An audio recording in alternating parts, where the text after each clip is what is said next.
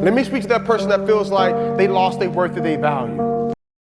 If you want to learn how to provide value so people never stop watching your videos, then watch this video.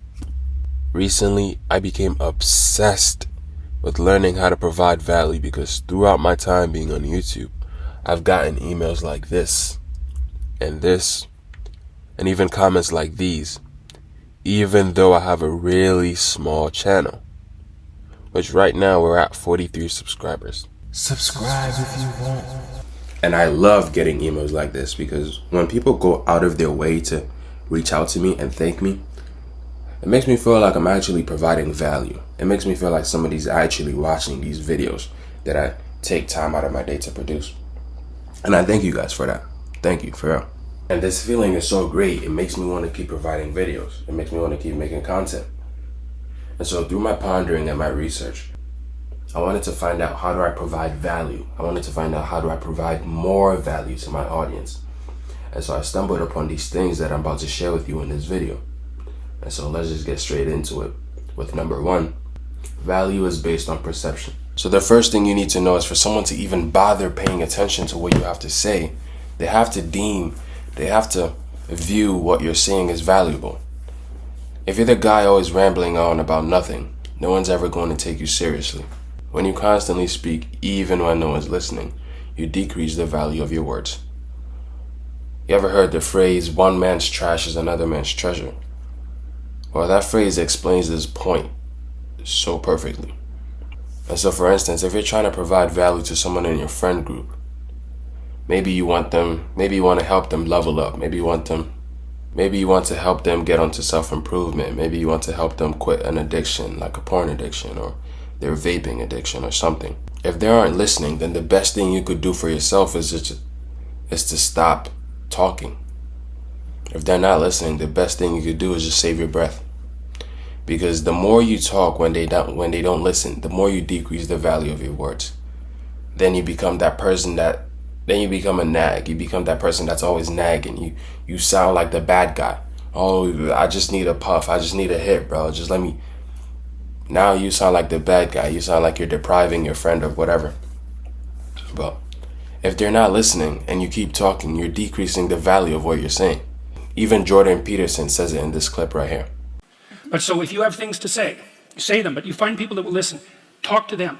The ones who aren't listening, pull back. Because you're devaluing what you have to say by offering it to an audience that does nothing but reject it. And that's a good guideline to life in general. So pull back. So this one, just keep it in the back of your mind. We'll circle back to it later. But just know, value is based on perception. So the second one is best applied to when you're dating. And that is, if you truly have something of value, rejection is no longer terrifying. You see, the reason you're scared to go up and talk to that girl is because you know in the back of your mind, you're not where you want to be. And not just that, it's you don't think you're valuable enough. You don't think you're good enough to talk to her. You think she's out of your league a little bit. If she's attractive and you're attracted to her and you're nervous to go talk to her. No. If she's attractive and you're attracted to her, then on some level you might think she's out of your league. Because if I told you, hey, go up to this girl you don't care about at all, I don't think you'd be as nervous. Here, let's give you an example. Let's say I took a bag. Let's say I took a bag and I stuffed it with $1,000 and I said, go down the street and just hand it to a random person. Would you be scared to do that? Probably not. And then you ask, why is that? Well, because you know you're offering something valuable. So if they say no, you have more to lose. No. So if they say yes, you lose $1,000. You have more to lose by them saying yes than them saying no. And so if you have something truly valuable, rejection is no longer scary. That's why let's just use Duke Dennis, right? Because we all know how much women he gets. We've all seen the videos. But why would he be scared to send out an Instagram DM? He knows, statistically speaking, he's gonna make the shot. He knows if the girl says yes, now he has to take on on flights. Now he has to buy her hotel tickets. Now he has to pay for her food. Now he has to do all these things that he didn't have to do before. And so by her saying no, he gets to keep all that money. He gets to save all his time and all that headache. He doesn't have to deal with any of that. So he has more to lose by her saying, yes, I'll go out with you, than her saying, no, I don't want to go out with you. So that explains the point perfectly. If you have something truly valuable, rejection is no longer scary. Number 3, valuable information is hard to obtain. Because yes, there are surface level things that are valuable that you could obtain with some level of ease. But the true things, the true diamonds that you're searching for, those are a little harder to obtain. But anyways, all these 3 things I just told you, by themselves, they don't mean much. But when you combine all of them together, then you're able to provide value much more. So, listen to this. Value goes with credibility.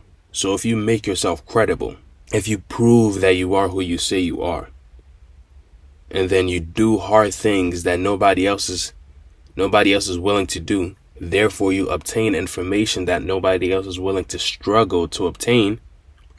And then here's a point I missed, but value needs to be digestible. Well, it needs to be easily digestible. Because if I try to teach you how to play violin and I speak a language you don't even speak, it's going to be harder for us to communicate. Therefore, it's going to be harder for you to understand what I'm saying, because I didn't make it easily digestible to you. Value needs to be easily digestible. So you combine these 3 things. If you make yourself credible, you prove who you say, you prove you are who you say you are. And then you do things that nobody else is willing to do. And so therefore you obtain information that nobody else is willing to struggle to obtain. And then you package all that information in a format where it's easily digestible. And then you promote it to an audience who is able to perceive the value you're trying to give. You will be able to provide value. Now let me say it one more time. You make yourself credible. You need some proof. If you're fat and you're trying to teach lessons on how to lose weight, nobody's going to believe you until you have proof that you're credible. So make yourself credible. When you say you're going to stop playing video games, stop playing video games. Because if you're going to make these self-improvement videos and you're going to try to teach people how to, that was the Hamza's downfall. Because he would do all these things. He would try to prop himself up as this messiah. But then he was living like a degenerate. So you need credibility. Your reputation is everything. And then you need to do things that nobody else wants to do.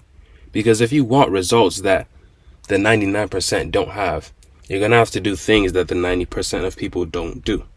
So you do hard things, right? Which is relative. By hard things, for me, something hard might be like going to sleep on time.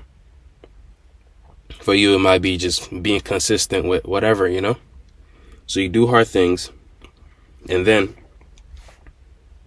whenever you try to impart value onto somebody, you make it easily digestible.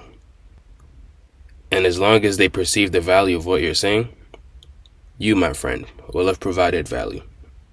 Thank you for watching.